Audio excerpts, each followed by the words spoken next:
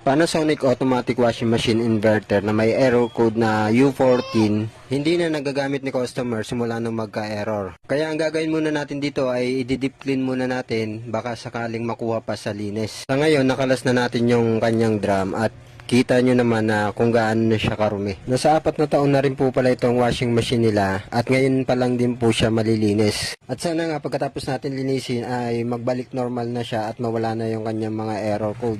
At kung mapapansin nyo yung kanyang dumi ay talagang tumigas na para bang semento na. Oh. Sa ganito karuming automatic washing machine, madalas tinatamaan dito yung kanyang water level sensor. At ayun din yung parts na ating papalitan para mawala yung error code na U14. Pero bago ang lahat, kailangan muna natin siyang linisin at buuin tapos testingin. Ngayon, kung wala na yung error, maganda. Pero kung magkaka-error pa rin, kailangan natin siyang palitan ng water level sensor. Nabuo na natin siya, tinesting. Ang problema, nag-U14 pa rin. Kaya, nagpalit na tayo ng water level sensor.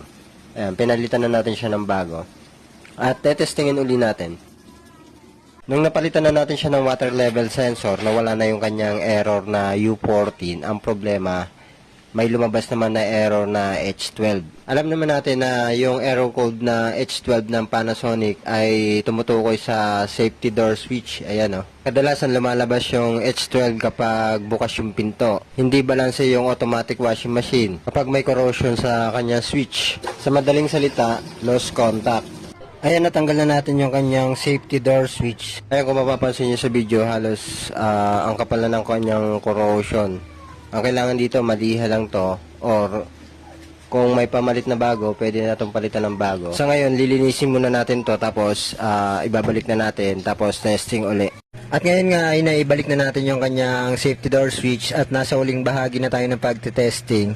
Nasolve na natin yung error code na U14 at saka yung error code na H12. At kung nagustuhan nyo po yung ating content, palike and share na lang po mga idol. Maraming salamat.